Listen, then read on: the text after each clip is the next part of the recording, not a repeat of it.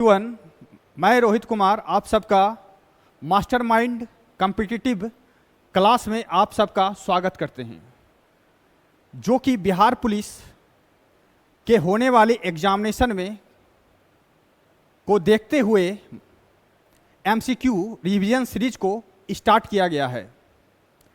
और आज हम बात करेंगे सिलेबस के अनुसार वर्क, पावर एंड एनर्जी के बारे में, उससे रिलेटेड एमसीक्यूज के बारे में। तो क्या आप लोग तैयार हैं? यदि तैयार हैं तो आप सबका बहुत बहुत स्वागत है। तो आइए इसी के साथ हम शुरू करते हैं। आपके स्क्रीन के ऊपर पहला सवाल ये रहा। पहला सवाल कह रहा है कार्य का फॉर्मूला क्या होता है। पहला सवाल हम लोग के स्क्रीन पर यह आया है कि कार्य का फॉर्मूला क्या होता है। यदि आप लोग इस सवाल को जानते हैं तो इसका उत्तर अवश्य कमेंट बॉक्स में दें, और साथ ही नोट और पेन लेकर रहें। जिन सवालों का उत्तर आपको मालूम ना हो उसे नोट करें और रिवीजन करते रहें, और इस सेशन को अधिक से अधिक लोगों तक शेयर करें ताकि अधिक से अधिक स्टूडेंट का फायदा हो सके। तो इस सवाल का उत्तर होगा A number, work equal to F dot S होता है। यहां डॉट होगा, ठीक ना। वर्क का फॉर्मूला होता है हम लोग का, थोड़ा सा कलर हम अलग ले लेते हैं।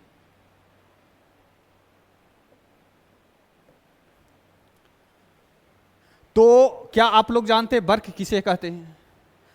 वर्क का मतलब होता है किसी वस्तु को फोर्स के माध्यम से एक स्थान से दूसरे स्थान तक पहुंचाने की क्रिया को हम लोग कार्य कहते हैं। तो W बराबर F इंटू एस। F जो हमारा है फोर्स है, क्या है? बल। और S हमारा क्या है? दूरी। तो हम जब किसी वस्तु को बल के माध्यम से एक स्थान से दूसरे स्थान तक ले जाते हैं तो उसे हम लोग वर्क कहते हैं। और वर्क का फॉर्मूला होता है F डॉट एस। इस बात को अवश्य ध्यान में रखें। तो आइए हम लोग दूसरा क्वेश्चन देखते हैं। दूसरा क्वेश्चन कह रहा है जब कोई विस्थापन बल की दिशा में होता है तो कार्य का परिणाम क्या होता है। कह रहा है जब कोई विस्थापन बल की दिशा में होता है, बल की दिशा में होता है तो कार्य का परिणाम क्या होता है। इसमें 4 ऑप्शन दिए गए हैं, पॉजिटिव, नेगेटिव, जीरो या इन्फिनाइट। इन्फिनाइट का कहने का मतलब है अनंत। क्या होता है? इन चारों सवालों का मतलब इन चारों ऑप्शन में से कौन सा सही है, इसका जवाब अवश्य दें। और यह सेशन आपको अच्छा लगे तो लाइक, सब्सक्राइब एंड शेयर जरूर करें, और साथ ही अपना फीडबैक देते रहें। तो कह रहा है जब कोई विस्थापन बल की दिशा में होता है तो कार्य का परिणाम क्या होता है। मान लिया जाए कोई वस्तु है, ये कोई वस्तु है और ये हमारा फोर्स है।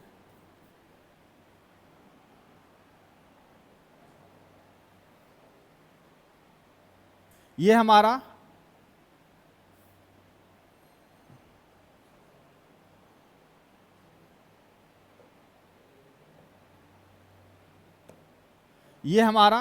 फोर्स है, और हमारा जो डिस्टेंस है, मान लिया जाए कि ये हमारा ए है और ये हमारा बी पॉइंट है। ये हमारा ए पॉइंट है, ये हमारा बी पॉइंट है। यहाँ पर कोई वस्तु रखी हुई है और इसका जो दूरी है, इसका जो दूरी है s है। तो कह रहा है कि जब कोई विस्थापन बल की दिशा में होता है तो कार्य का परिणाम क्या होता है। हम लोग अभी क्या सीखे, जब किसी वस्तु को फोर्स के माध्यम से एक स्थान से दूसरे स्थान तक ले जाते हैं तो उसे एक कार्य कहते हैं। तो कह रहा है कि जब कोई वस्तु का विस्थापन बल की दिशा में हो, यानी कि ये हमारा ए पॉइंट है और ये हमारा बी पॉइंट है और विस्थापन का डायरेक्शन इधर है, और कह रहा उसी दिशा में हमारा बल कार्य कर रहा है, तो इसका कार्य का परिणाम क्या होगा। तो हमेशा ध्यान रखें कि जब विस्थापन बल की दिशा में होता है तो उसका कार्य का परिणाम जो होता है वह पॉजिटिव होता है। यदि हम इसी बल को यदि हम इस रूप में कर दें, किसी वस्तु का अगर बल हम उल्टा कर दें, विस्थापन हमारा दिशा इधर है और हमारा जो फोर्स है इधर लग रहा है, तो इसका जो परिणाम होगा ना वो निगेटिव होगा। आप जानते ही होंगे कि समान दिशा में हमेशा पॉजिटिविटी होता है और उसके विपरीत दिशा में क्या होता है, निगेटिव होता है। तो इस बात को भली भांति ध्यान रखें और नोटबुक में नोट करते रहें। चलिए आते हैं नेक्स्ट सवाल पर। हमारा नेक्स्ट सवाल यह रहा, किसी वस्तु का विस्थापन यदि शून्य है, कह रहा है किसी वस्तु का विस्थापन शून्य है, तो बल, यहां बल होगा, सॉरी,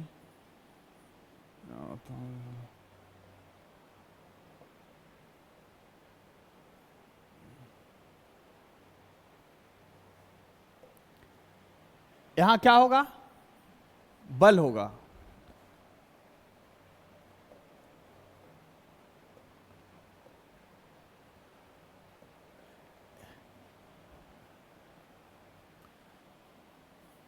यहां क्या होगा, बल होगा। बल द्वारा उस वस्तु पर किया गया कार्य क्या होगा। कह रहा है किसी वस्तु का विस्थापन यदि शून्य है तो बल द्वारा उस वस्तु पर किया गया कार्य क्या होगा। तो आप लोग जानते हैं कि अभी हम लोग पढ़े हैं,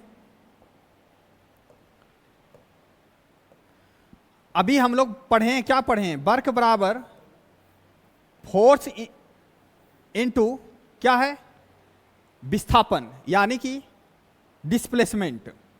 तो कह रहा है यदि इसका विस्थापन, मान लिया जाए कोई वस्तु है, कह रहा है इसका जो विस्थापन है एस क्या हो जाएगा, जीरो। यदि जीरो हो जाए तो उसका वर्क का कार्य क्या होगा, यानी कि उस बल द्वारा लगाया गया वस्तु पर कार्य क्या होगा।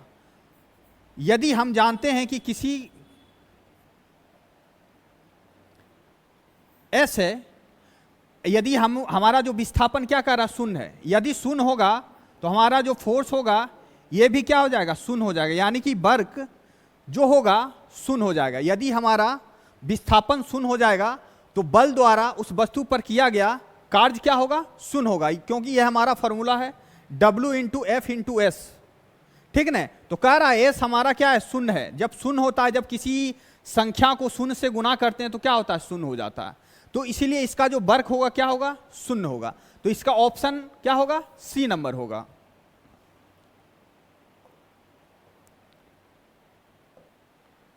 क्या होगा इसका ऑप्शन, सी नंबर होगा। आइए हम लोग नेक्स्ट सवाल पर चलते हैं।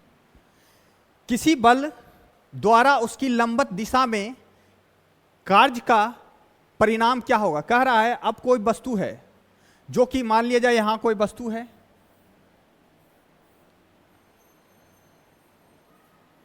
ठीक ना, और ये कह रहा है लंबवत है, मान लीजिए ग्राउंड है, क्या है ये ग्राउंड,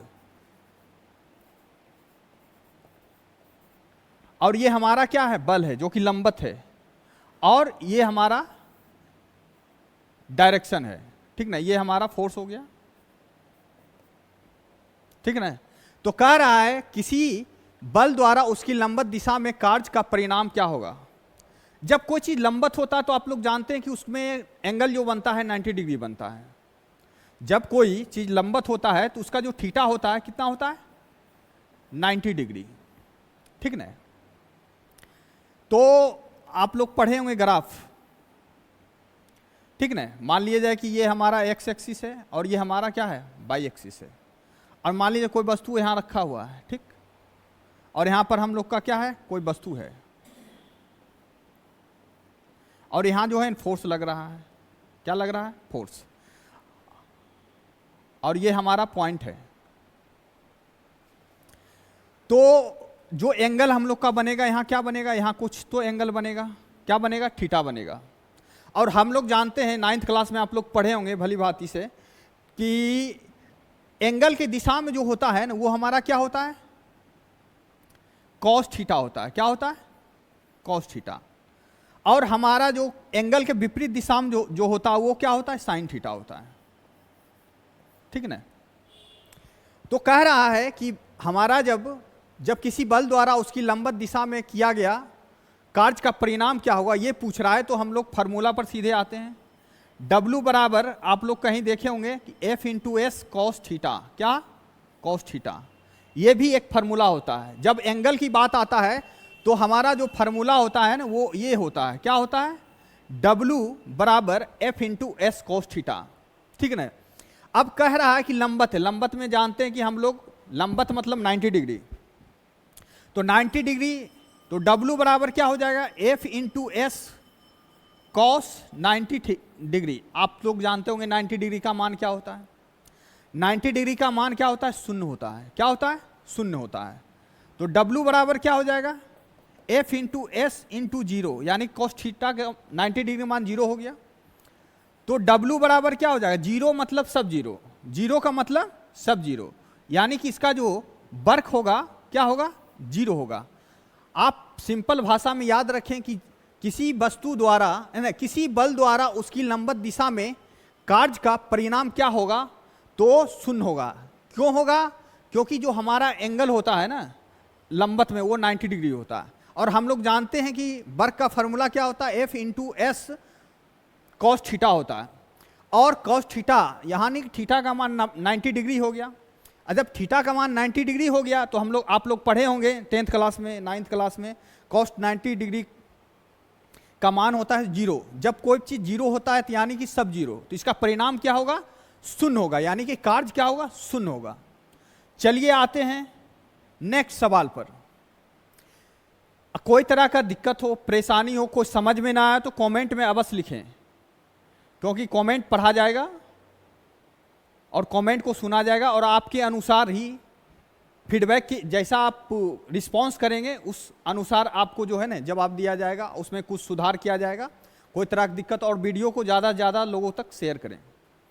चलिए हम लोग देखते हैं 5 नंबर क्वेश्चन। किसी वस्तु के कार्य करने की क्षमता को उस वस्तु को कहते हैं।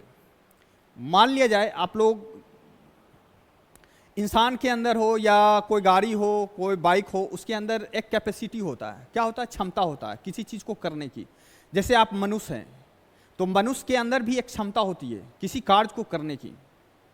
तो कह रहा उसी कार्य करने की जो क्षमता होता है उस वस्तु को क्या कहते हैं। इसमें 4 ऑप्शन दिया गया है। पहला ऑप्शन है शक्ति, दूसरा ऑप्शन है जूल, तीसरा ऑप्शन है ऊर्जा, चौथा ऑप्शन दिया गया है इनमें से कोई नहीं। यदि आपको पता हो तो कमेंट बॉक्स में अवश्य लिखें और नोट पेन लेकर रखें।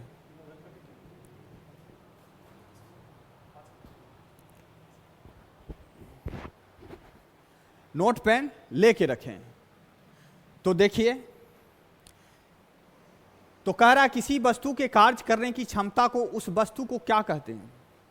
देखिए, कार्य की जो क्षमता है ना वो ऊर्जा पर डिपेंड करता है। मान लीजिए आप मनुष्य हैं, आप 4 दिन से खाना नहीं खाएं, तो क्या आपके अंदर जो ऊर्जा होगा पहले की अपेक्षा क्या होगा, कम होगा। क्यों होगा, जो कार्य करने की जो शक्ति होगा वो आपके अनुसार कम होगा। मान लिया जाए कोई व्यक्ति है, ये मान लिया जाए कोई व्यक्ति है, ये जो है ना भोजन खाया हुआ है, क्या है, भोजन से इसको क्या मिलता है, एनर्जी मिलता है, क्या मिलता है, ऊर्जा मिलता है। और एक व्यक्ति है, दूसरा व्यक्ति जो है ये क्या है, 4 दिन से क्या है, भूखा है। तो बताइए इसमें जो ऊर्जा होगा, जो इसमें ऊर्जा होगा, दोनों में क्या होगा, डिफरेंस होगा। इसकी जो कार्य क्षमता होगा ना, कार्य करने की जो क्षमता होगा, इससे क्या होगा, अधिक होगा। तो कार्य की क्षमता किस चीज पर डिपेंड करता है, ऊर्जा पर। तो इसका जो आंसर होगा ना, उसका आंसर होगा सी, जिसको हम लोग क्या कहेंगे, ऊर्जा। किसी वस्तु के कार्य करने की क्षमता को, उस वस्तु को ऊर्जा कहते हैं। जब तक आपके अंदर ऊर्जा होगा तभी आप कार्य करने की क्षमता को रखेंगे, और आपके अंदर ऊर्जा खत्म हो जाएगा तो आप काम करना तो दूर, आप एक कदम चल भी नहीं सकते हैं। तो किस चीज पर डिपेंड करता है हमारा, ऊर्जा पर। जो कार्य की जो क्षमता है वो किस पर डिपेंड करता है, ऊर्जा पर। इस बात को ध्यान रखें और नोट कर लें। अगला क्वेश्चन है, कार्य और ऊर्जा का एसआई मात्रक क्या होता है। कह रहा है किसी चीज का मात्रक होता है, यूनिट जिसको हम लोग कहते हैं, यानी कि स्टैंडर्ड यूनिट की बात कर रहा है। तो कार्य और ऊर्जा का एसआई मात्रक क्या होता है। पहला ऑप्शन है जूल, दूसरा ऑप्शन है शक्ति, तीसरा ऑप्शन है जूल और शक्ति, चौथा ऑप्शन है इनमें से कोई नहीं। तो कार्य कहिए चाहे ऊर्जा कहिए, दोनों एक ही है। दोनों क्या है, एक है। तो इसका जो एसआई यूनिट होगा एक ही होगा। तो एक ही होने का मतलब तो ये तो कैंसिल हो गया, क्योंकि जूल और शक्ति तो हो ही नहीं सकता, क्योंकि कार्य कहिए चाहे ऊर्जा, दोनों का यूनिट क्या होता है, एक होगा। यहाँ क्या लिखा हुआ जूल है, दूसरा क्या लिखा हुआ शक्ति, ये तो कैंसिल हो गया। चलिए ये भी तो कैंसिल हो गया, कुछ तो होगा। चलिए इसका जो ऑप्शन होगा, यानी इसका जो सही उत्तर होगा, जूल होगा। अब देखिए जूल क्यों ऐसा कहा गया, कि हम लोग पढ़े हैं W बराबर F इंटू एस। एफ का जो हम लोग बल का जो मात्रक होता है, एसआई मात्रक क्या होता है, न्यूटन होता है। क्या होता है, न्यूटन होता है।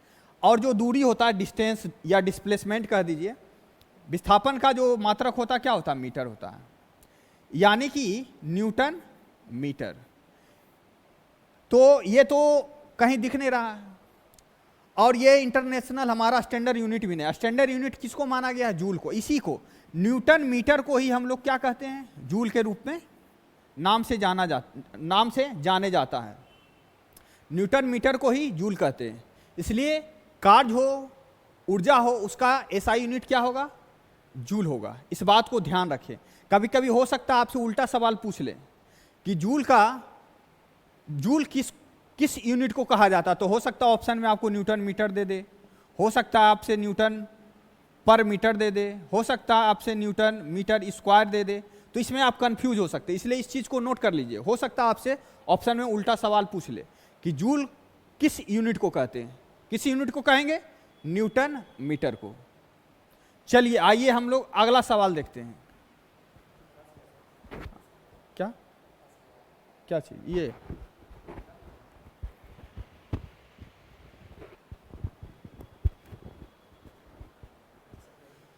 चलिए अगला क्वेश्चन देखते हैं। ऊर्जा का सबसे बड़ा प्राकृतिक स्रोत क्या होता है। ये बहुत बड़ा सवाल है, सवाल बहुत बड़ा भी नहीं है और छोटा भी नहीं है।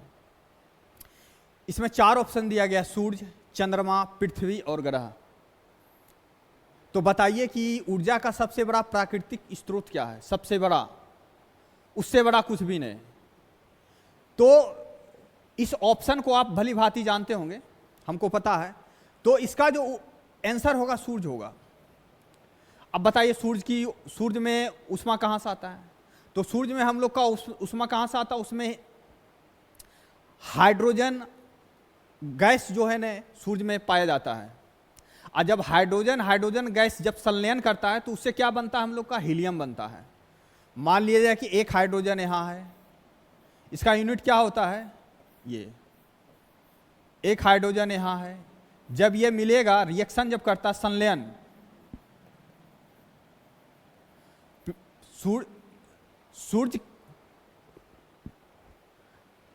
सूर्य में किस प्रकार की क्रिया होती है, संलयन की क्रिया, जिससे हम लोग का क्या होता है, हाइड्रोजन जब जुड़ता है तो हीलियम का आविष्कार करता है, प्लस क्या होता है, एनर्जी निकलता है।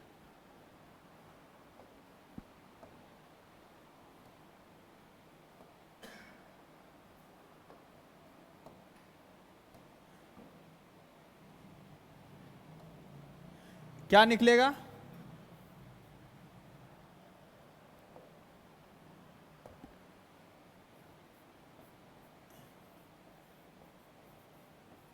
एनर्जी। तो जो हमारा जो प्राकृतिक का सबसे बड़ा ऊर्जा का स्रोत जो है वो क्या है, सूर्य है। और सूर्य में ऊष्मा कहाँ से आती है, उसमें हाइड्रोजन गैस भरा होता है, जो कि संलयन के माध्यम से जब दो हाइड्रोजन मिलता है तो उसमें क्या निकलता है, हीलियम का निर्माण होता है प्लस एनर्जी निकलता है। ऐसी क्रियाएं करोड़ों अरबों होती है, किसमें, हमारे सूर्य के अंदर। चलिए अगला सवाल हम लोग देखते हैं। गति, देखिए यहां जो है ना गतिज ऊर्जा होगा, इसके लिए सॉरी टाइपिंग गलत है। गतिज ऊर्जा का फार्मूला क्या होता है, गतिज ऊर्जा का फार्मूला क्या होता है? चलिए इसका ऑप्शन दिया हुआ है हाफ सी वी स्क्वायर, दूसरा दिया हुआ हाफ एम वी स्क्वायर, तीसरा दिया हुआ एम वी स्क्वायर और चौथा दिया हुआ एम वी। तो आपको यदि पता है तो बताएं कि इसका सही फार्मूला क्या होता है।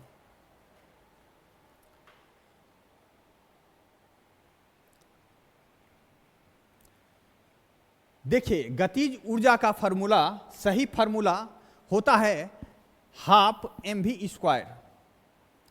देखिए हाफ एम वी स्क्वायर कैसे आया ये आप भली भांति जान लीजिए। जैसे वर्क बराबर हम लोग का क्या होता है, एफ इंटू एस, ये तो आप जानते हैं, आपको तो याद हो गया होगा। तो एफ बराबर क्या होता है, फोर्स बराबर मानेंगे तो हम लोग क्या होता है, द्रव्यमान इंटू क्या होता है, एक्सिलरेशन। एक्सिलरेशन मतलब त्वरण जिसको कहते हैं, ये फार्मूला होता है। तो यहां हम लोग रख सकते हैं आई इंटू क्या होगा, एस। और आप 9th क्लास में पढ़े होंगे एस बराबर फार्मूला एक पढ़े होंगे UT plus half eighty square. क्या पढ़े होंगे, UT plus half eighty square. तो इनिशियल जो वैल्यू होता है ना, जब कोई स्थान से शुरुआत करेंगे तो उसका जो विस्थापन होता है ना वो शून्य होता है। तो शून्य होने के कारण एस बराबर हम लोग क्या लिख सकते हैं, हाफ एटी स्क्वायर। यानी कि यहां हम लोग पुट कर देंगे मान को, कहां रखेंगे मान को, एस बराबर क्या है, हाफ एटी स्क्वायर। तो यहां रख देंगे हाफ एटी स्क्वायर। चलिए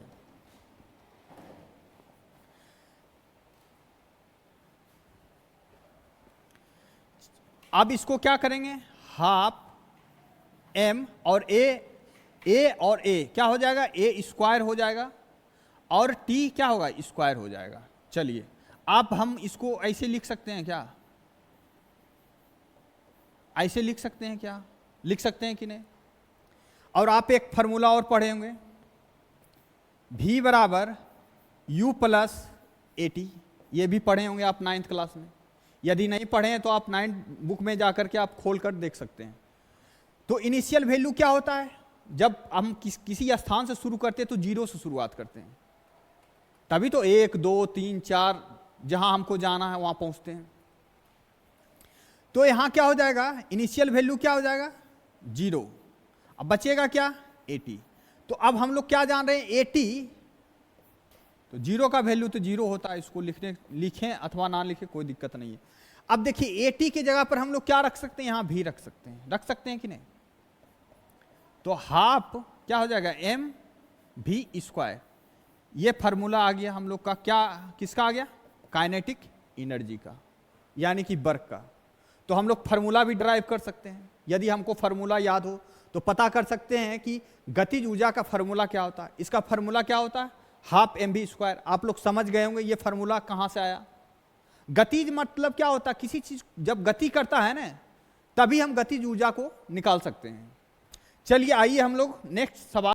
तो बताइए इस क्वेश्चन का आंसर क्या होगा। कह रहा है किसी वस्तु को उसकी स्थिति या आकार में परिवर्तन के कारण जो कार्य करने की क्षमता होती है वो कैसा होता है, गतिज ऊर्जा, स्थितिज ऊर्जा, भौतिक ऊर्जा या गुरुत्वीय ऊर्जा।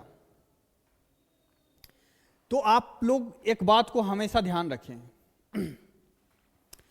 आकार में परिवर्तन हो या स्थिति में परिवर्तन हो, जब तक विस्थापन नहीं होगा ना किसी चीज को तब तक हम उसको गतिज ऊर्जा नहीं मान सकते। अब गुरुत्वीय ऊर्जा तो बिल्कुल नहीं होगा, क्योंकि गुरुत्वीय ऊर्जा किसको कहते हैं, जब जी का मान उस पर लगता है। क्योंकि हमारा फॉर्मूला क्या है,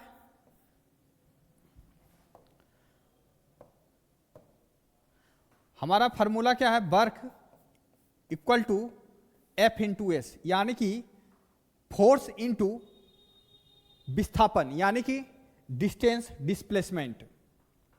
तो इसका जो सही उत्तर होगा क्या होगा, स्थितिज ऊर्जा होगा। क्यों होगा, क्योंकि क्या कह रहा है, किसी वस्तु में स्थिति और आकृति में परिवर्तन हो रहा है।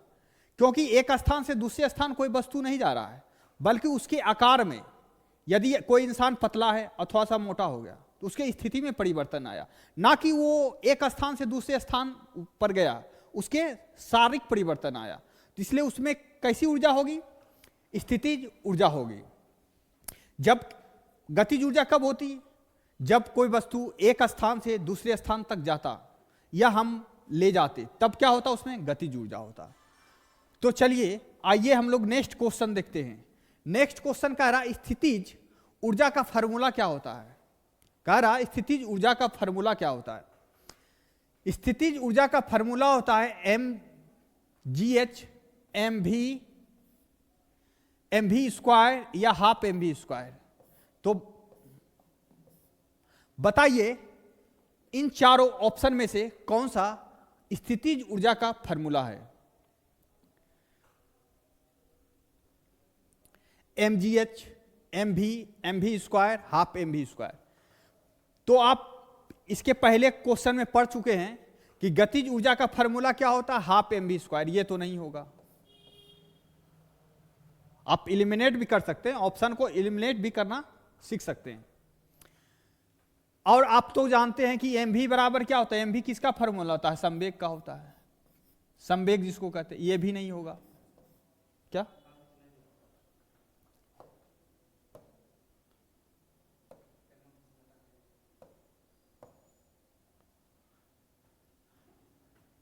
ये भी तो नहीं होगा। mv स्क्वायर ये तो कोई फार्मूला ही नहीं होता है। तो स्थितिज ऊर्जा का जो फार्मूला होता है क्या होता है, mgh। इसको हम प्रूव कर सकते हैं, ये फार्मूला कैसे आया। तो आप देखिए कोई वस्तु है, ठीक, ये हमारा क्या है, ग्राउंड। क्या है, ग्राउंड।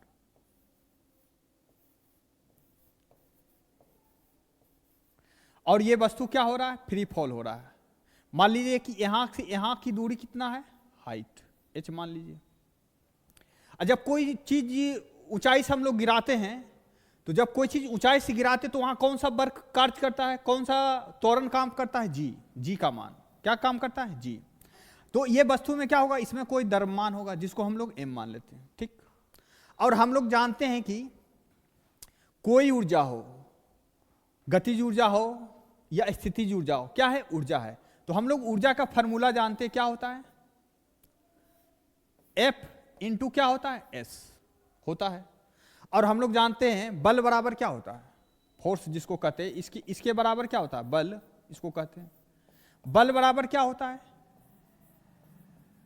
द्रव्यमान इंटू क्या होता है, त्वरण। क्या होता है, त्वरण। लेकिन अब क्या है, हम लोग फ्री फॉल कर रहे हैं, हम लोग ऐसे नहीं चल रहे हैं। मान लीजिए ग्राउंड है, ये कोई वस्तु है, अगर ये वस्तु इधर चलता ऐसे मतलब हॉरिजॉन्टल, जिसको हम लोग क्षैतिज कहते हैं, तो यहां क्या मान होता, त्वरण का a होता। लेकिन ये क्या है, कोई वस्तु ऊपर से नीचे गिर रहा है, तो ऊपर से नीचे जब गिरेगा तो वहां हम लोग क्या है, a नहीं लगा, तो वहां का क्या मान होता है, g, जिसको हम लोग गुरुत्वीय त्वरण कहते हैं। तो यहां क्या होगा, g। और हमारा क्या है, मास है, किसी वस्तु का क्या होगा, एक द्रव्यमान होता है। तो हम लोग यहां क्या रख सकते हैं, द्रव्यमान रख दिए, और त्वरण की जगह क्या रखेंगे, जी रखेंगे। क्या रखेंगे, जी रखेंगे। और इसका जो डिस्प्लेसमेंट हो जाएगा, क्या हो जाएगा, डिस्टेंस। मान लीजिए वस्तु हॉरिजॉन्टल में, तो इसका डी होगा। लेकिन हम लोग क्या है, ऊपर से नीचे आ रहा है, तो इसका जो हाइट होगा ना, यही क्या होगा, यही हमारा क्या हो जाएगा, डिस्टेंस हो जाएगा। क्या हो जाएगा, विस्थापन हो जाएगा। तो हम लोग क्या लिख सकते हैं, W बराबर F की जगह हम लोग क्या रख सकते हैं, mg। और ये जो हमारा डिस्टेंस क्या हो गया, हाइट हो गया। तो इसका जो फार्मूला होगा H हो जाएगा। तो इसी को हम लोग क्या कहते हैं, स्थितिज ऊर्जा कहते हैं। क्या कहते हैं, स्थितिज ऊर्जा। इस बात को ध्यान रखें, यदि आप फॉर्मूला भूल गए तो आप इस माध्यम से इस चीज को आसानी से निकाल सकते हैं। चलिए हम लोग नेक्स्ट क्वेश्चन को देखते हैं। ऊर्जा संरक्षण का सिद्धांत के अनुसार हम ऊर्जा का क्या कर सकते हैं।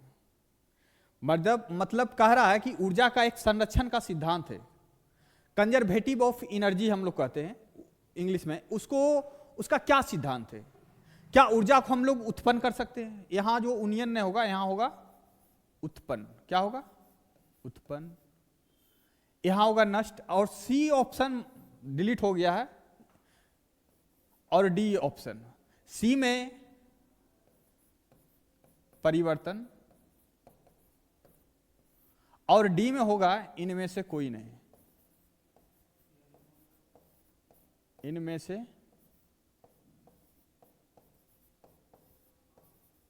कोई। तो बताइए कि ऊर्जा संरक्षण का सिद्धांत के अनुसार हम ऊर्जा का क्या कर सकते हैं, उत्पन्न कर सकते हैं, नष्ट कर सकते हैं, परिवर्तन कर सकते हैं, इनमें से कोई नहीं। तो बताइए कि ऊर्जा को के संरक्षण के सिद्धांत के अनुसार हम ऊर्जा को क्या कर सकते हैं, उसके साथ हम क्या कर सकते हैं। क्या ऊर्जा को हम बना सकते हैं, ऊर्जा को नष्ट कर सकते हैं, ऊर्जा को परिवर्तन कर सकते हैं, या इनमें से कोई नहीं। तो आप हमेशा इस बात को ध्यान रखिए, ऊर्जा का संरक्षण सिद्धांत कहता है ना तो हम ऊर्जा को उत्पन्न कर सकते हैं, ना ही ऊर्जा को हम नष्ट कर सकते हैं। ऊर्जा को हम एक क्या कर सकते हैं, परिवर्तन कर सकते हैं। इसका हम लोग क्या कर सकते हैं, परिवर्तन कर सकते हैं। तो इसका आंसर क्या होगा, सी नंबर होगा। आप इसको आसानी से समझ सकते हैं। मान लिया जाए कि आप डेली कितना खाना खाते होंगे, मान लीजिए कि 200 ग्राम, मान लिया जाए मतलब 200 ग्राम लगभग आप खाना खाते होंगे डेली। तो डेली का मतलब 30 दिन, 30 महीना में कितना होता है, 30 दिन। 30 दिन में कितना होता है, साल में 12। अब मान लीजिए आप 10 साल का हैं, मान लीजिए 10 साल का है, तो सोचिए कितना ग्राम हुआ। आप इसको गुना कर सकते हैं। तो 3 दूनी 6, 6000 ग्राम हो गया, एक जीरो और हो गया, 60,000 इंटू 12, यानी कि 12 छक कितना हो जाएगा, 72, 1 2 3 4, कितना हो गया ग्राम। इसको हम लोग केजी से डिवाइड करेंगे 1000 से, 1 2 3, तो ये क्या आ जाएगा केजी में। क्या आप 720 केजी का है, क्या है, नहीं है। क्यों है, क्यों नहीं है, क्योंकि जो आप भोजन लिए ना, वो ऊर्जा क्या होगा, ट्रांसफर हुआ। ये कैसे होता है, आप कार्य किए होंगे, आप एक स्थान से दूसरे स्थान गए होंगे, आप कहीं घूमने गए होंगे, तो आप कोई कार्य किए होंगे, खेत में किए होंगे, इंडस्ट्री में किए होंगे, तो उससे क्या हो गया, हमारा ऊर्जा का क्या हो गया, लॉस हो गया। यदि ऊर्जा का ट्रांसफर नहीं होता है ना, तो आपका वजन कितना होता, 720 केजी। समझ रहे हैं, बहुत बड़ा वजन हो जाता 720 केजी। तो क्या हो गया, हम लोग यहां देख सकते हैं कि ऊर्जा को ना तो हम उत्पन्न कर सकते हैं, ना तो नष्ट कर सकते हैं। हम लोग क्या कर सकते हैं, ट्रांसफर कर सकते हैं। समझ गए। तो ऊर्जा का ट्रांसफर कैसे होता है, जैसे हम भोजन खाएं तो हम लोग क्या होता है, सांस लेने में भी कुछ ऊर्जा को हानि होता है। शरीर जब वर्क करता है उसमें भी ऊर्जा का क्या होता है, लॉस होता है। लॉस मतलब ट्रांसफर होता है। ये ट्रांसफर होकर कहाँ जाता है, एनवायरमेंट में जाता है। एनवायरमेंट से जाता है तो ऊर्जा का ग्रहण होता है। ऊर्जा से फिर क्या होता है, हमारा फिर भोजन के रूप में, जल के रूप में, पेड़ पौधे के रूप में उस एनर्जी को हमको फिर से ट्रांसफर होकर के हमको मिलता है।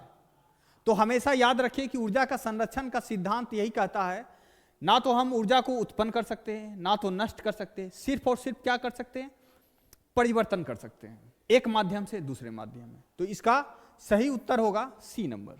इस चीज को ध्यान रखें। आइए हम लोग नेक्स्ट सवाल देखते हैं। ऊर्जा के कितने रूप होते हैं। अब पूछ रहा है कि ऊर्जा का कितना प्रकार होता है। आप लोग तो पढ़े होंगे स्थितिज ऊर्जा, गतिज ऊर्जा। देखिए इसमें 4 ऑप्शन दिया गया है।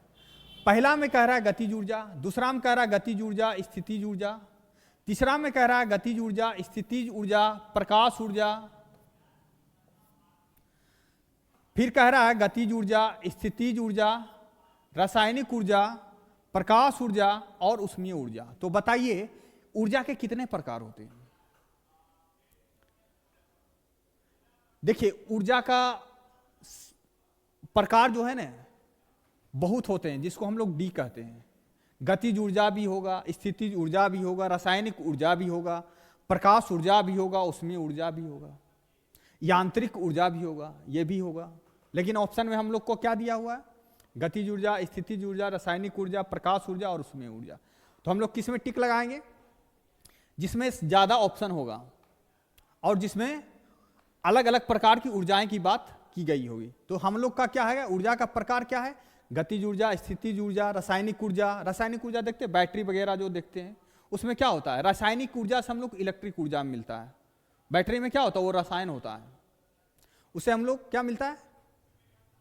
इलेक्ट्रिक मिलता है, इसलिए उसको रासायनिक ऊर्जा के रूप में जानते हैं। प्रकाश ऊर्जा समझते हैं? प्रकाश ऊर्जा जैसे सनलाइट है, सनलाइट से हम लोग सौर ऊर्जा के माध्यम से हम लोग खाना भी पका सकते हैं। तो क्या कह रहा है? जो हमारा जो प्रकाश ऊर्जा है वो हमें एनर्जी के रूप में खाना बनाने के लिए मदद करता है सौर के माध्यम से, तो वो भी एक प्रकार का ऊर्जा है। एक ऊष्मीय ऊर्जा, ऊष्मीय ऊर्जा मतलब होता है जैसे कोयला को जलाएं, लकड़ी को जलाएं, क्या करने के लिए? भोजन बनाने के लिए। तो उससे जो ऊष्मा उत्पन्न होती है उसको हम लोग क्या कहते हैं? ऊष्मीय ऊर्जा। गतिज ऊर्जा तो आप जानते हैं, जब मान लीजिए कोई वस्तु एक स्थान से दूसरे स्थान पर मूव किया तो उसमें क्या होता है? गतिज ऊर्जा होता है। अब स्थित ऊर्जा, हम खड़ा हैं, खड़ा होने का मतलब खड़ा है, कोई वर्क नहीं हो रहा है, कोई स्थान परिवर्तन नहीं हो रहा, तो उसको हम लोग क्या कहेंगे? स्थित ऊर्जा। तो पांचों ऊर्जा के बारे में आप समझ गए। यदि आप नहीं समझे तो नोटबुक में अवश्य लिखें कि इतने प्रकार के ऊर्जा होते हैं, और वीडियो को ज़्यादा से ज़्यादा शेयर करें ताकि अधिक से अधिक स्टूडेंट का फायदा हो सके। चलिए हम लोग शक्ति का फॉर्मूला देखते हैं। शक्ति, पावर जिसको नहीं कहते, पावर, बिना पावर कुछ नहीं होता है। नहीं कहता है इंसान को दो प्रकार के पावर चाहिए, पोजिशनल पावर, एक होता है पर्सनल पावर। देखिए अगर आपके अंदर पर्सनल पावर है तो आप एक बेहतर इंसान हैं। पोजिशनल पावर क्या है? पोजीशन बदलते ही आपका पावर खत्म हो जाएगा। आज आप नौकरी कर रहे हैं, आप किसी पद पर हैं, यदि आपका पोजीशन मान लीजिए कि जब तक एज है नौकरी करने का तब तक किए, उसमें आप पावर में रहें, जो मन में आया वो किए, लेकिन जिस समय आपका जॉब का जो टाइम है वो खत्म होगा तो आपका पोजीशन क्या होगा? खत्म हो जाएगा। लेकिन आपके अंदर पर्सनल पावर है, आपके अंदर कुछ गुण है, कुछ हुनर है, कुछ करने का, कुछ सिखाने का, कुछ देने का, अगर वो आपके अंदर है तो आप जब तक जीवित हैं तब तक आपके अंदर वो पावर है। समझ गए? इसलिए हमेशा पर्सनल पावर की ओर भागें, पोजिशनल पावर की ओर नहीं। चलिए आते हैं हम लोग क्वेश्चन पे। शक्ति का फॉर्मूला क्या होता है? पहला ऑप्शन दिया गया है P बराबर, ये वर्क है, वर्क, इसको हम लोग क्या कहेंगे? वर्क। और ये हमारा क्या है? सेकेंड, सेकेंड वो घड़ी वाला सेकेंड। हाँ चलिए यहां हम लोग देखेंगे वर्क, ये भी वर्क है। और ये हमारा क्या है? रेट, रेजिस्टेंस मान लीजिए।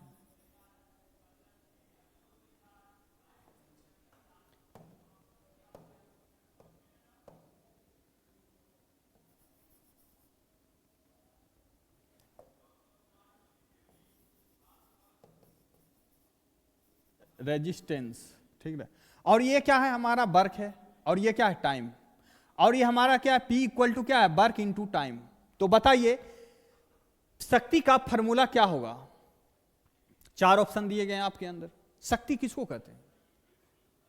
देखिए समय के अनुसार आप किसी कार्य को कितना समय में करते हैं ना, वो आपका शक्ति को प्रदर्शित करता है। यदि आप 10 किलोमीटर दौड़ रहे हैं, 5 किलोमीटर दौड़ रहे हैं, यदि आप 5 मिनट में दौड़ गए तो कहेगा नहीं इसके अंदर बहुत शक्ति है, जो कि कम टाइम में 10 किलोमीटर या 5 किलोमीटर दौड़ जाता है। तो वो शक्ति कहां से आता है?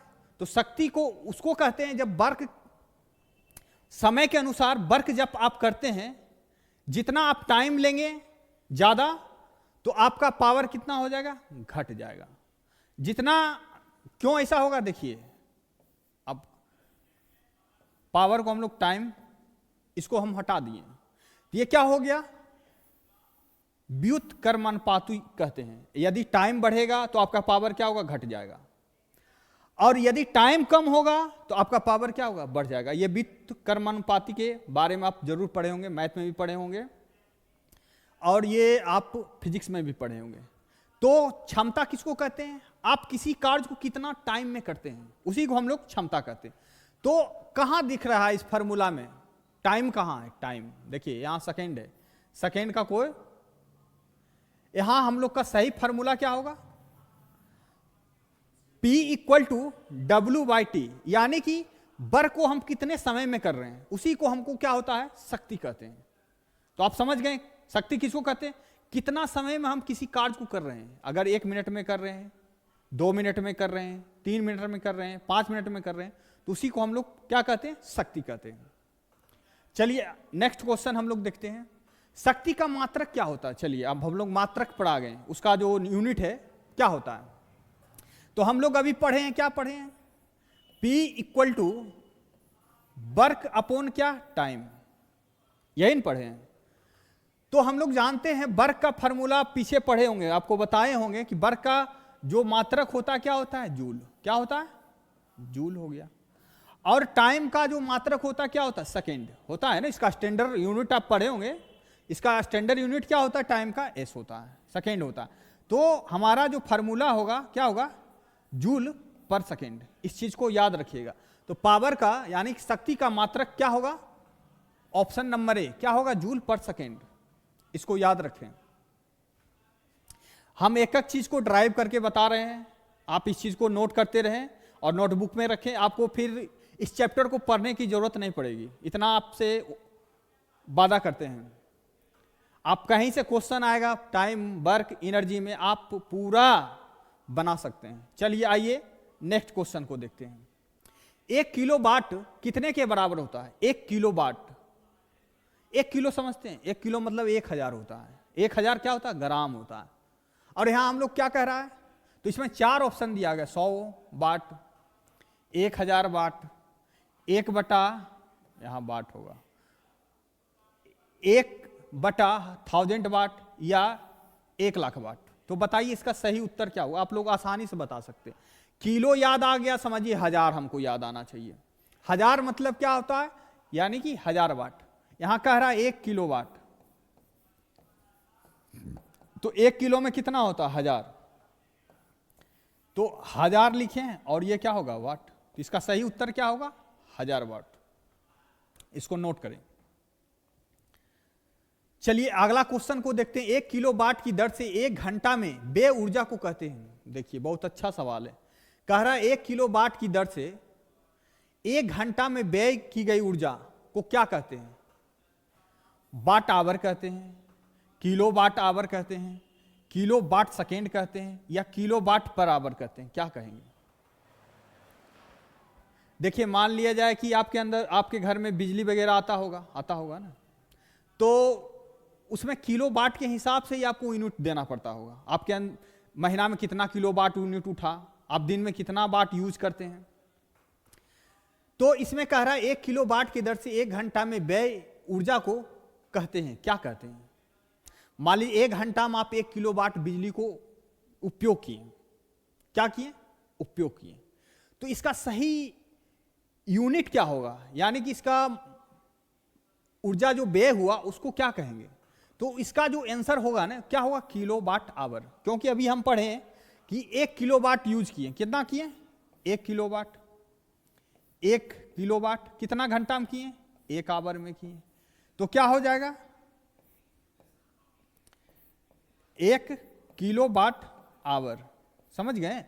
तो हम लोग क्या होगा, जब हम अगर यदि मान लीजिए कि यहां 2 आवर होता, क्या होता है, यदि हम यहां 2 आवर होता तो क्या लिखते हैं, 1 किलो वाट इंटू 2 आवर, तो हम लोग क्या लिख सकते थे, 2 किलो वाट आवर, तो 2 किलो वाट आवर हो जाता। यदि हम लोग 3 किलो लिखते हैं, 3 आवर, तो क्या होता, 3 किलो वाट आवर। लेकिन हमारा ऊर्जा क्या है, पावर शक्ति क्या है, 1 किलो वाट है। यदि यहां हो जाता 2 किलोवाट, यदि हम लोग कर देते हैं तो 2 किलो करेंगे तो क्या होगा 2 किलो वाट आवर, और कितना मान लीजिए 2 घंटा में, तो कितना हो जाता, तो कितना हो जाता 2 दूनी 4 किलो वाट आवर। समझ गए? तो जितना हम लोग उपयोग करेंगे, जितना किलोवाट उपयोग करेंगे, कितना घंटा में कर रहे हैं, तो उससे सिर्फ मल्टीप्लाई कर देना, वही हमारा क्या होगा व्यय की गई ऊर्जा। व्यय मतलब होता है खर्च करना, कितना आप उपयोग किए, टीवी चलाएं, पंखा चलाएं, मोबाइल चलाएं, रिचार्ज किए, मतलब चार्ज किए, कई तरह के काम आप कर सकते हैं, क्योंकि एनर्जी इज द पावर।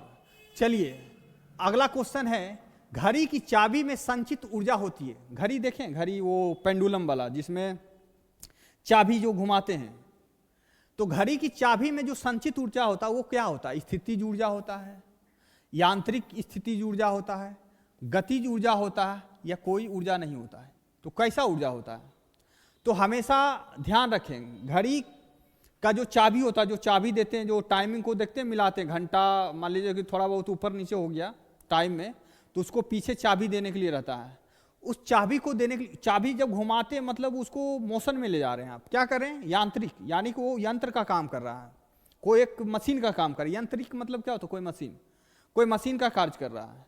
जब उसको हम लोग घड़ी को सही टाइम में लाने के लिए जब हम चाबी घुमाते हैं ना, तो उसमें कैसा ऊर्जा होता है, यांत्रिक स्थितिज ऊर्जा होता है। स्थितिज ऊर्जा क्यों होगा, क्योंकि उसमें कोई विस्थापन नहीं हो रहा। क्या विस्थापन होगा एक स्थान से दूसरे स्थान, तब हम उसको क्या कहते हैं, कहेंगे गतिज ऊर्जा।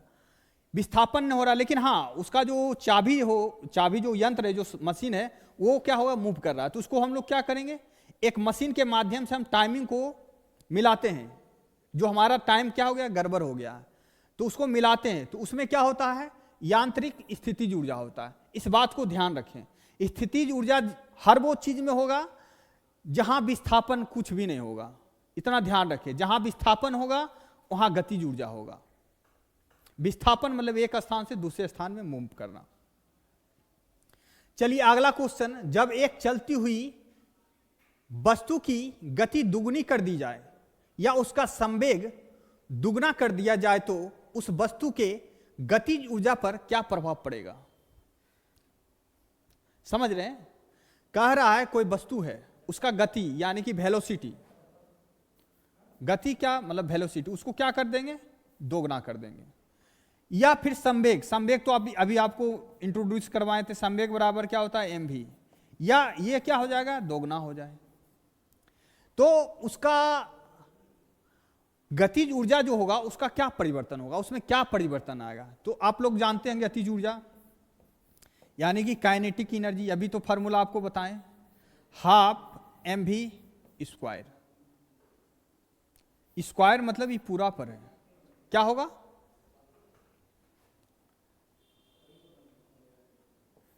क्या होगा, हाफ mv स्क्वायर।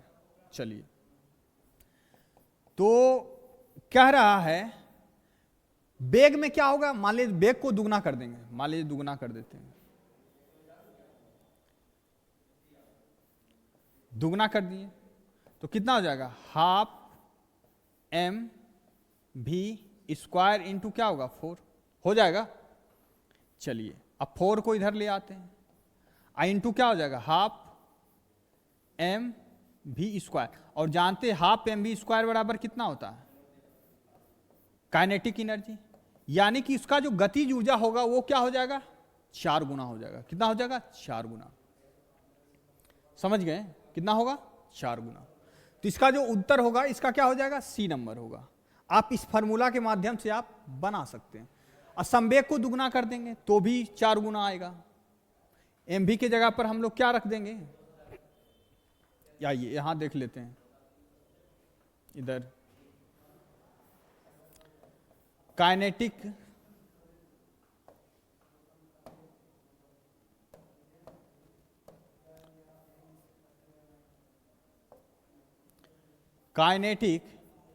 एनर्जी बराबर हाफ mv स्क्वायर। चलिए हाफ mv²। तो इसको हम लोग p² मान लेते।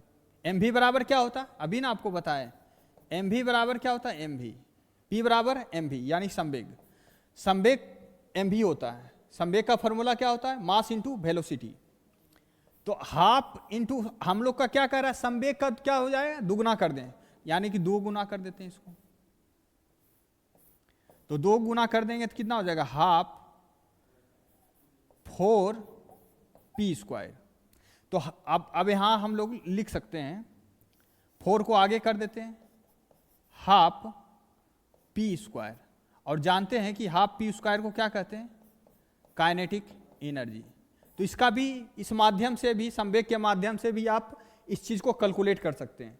यानी कि जब किसी चलती हुई वस्तु की गति दुगनी कर दी जाए या उसका संवेग दुगना कर दिया जाए तो उस वस्तु के गतिज ऊर्जा का प्रभाव जो होगा क्या होगा, 4 गुना हो जाएगा। इस बात को ध्यान रखें और इस चीज को नोट करें ताकि आप कभी भूल जाएं तो इसको रिवीजन करने के काम आ जाएगा। चलिए, ये रहा हमारा लास्ट क्वेश्चन। एक चलती हुई कार और एक रेल इंजन, एक कार है और एक रेल इंजन है, दोनों में समान गतिज ऊर्जा होती है, फिर किसका संवेग ज्यादा होगा। तो इसमें बता रहा है कि संवेग किसका ज्यादा होगा। मान लिया कि एक कार है और एक रेलगाड़ी है, दोनों में क्या कह रहा है कि उसका जो गतिज ऊर्जा है ना, क्या है, समान है। तो बताइए कि संवेग किसका ज्यादा होगा। तो हम लोग अभी पढ़े हैं कि P बराबर क्या होता है, mv, यानी कि संवेग बराबर क्या होता है, संवेग बराबर क्या होता है, mv, यानी कि द्रव्यमान इंटू क्या होता है, वेग। तो आप लोग को पता होगा, एकदम ध्यान से देखिए, तो ये क्या है, संवेग हम लोग को किस पर डिपेंड कर रहा है, द्रव्यमान पर, और दूसरा किस पर डिपेंड कर रहा है, वेग पर। तो अब इसको मान लिया जाए संवेग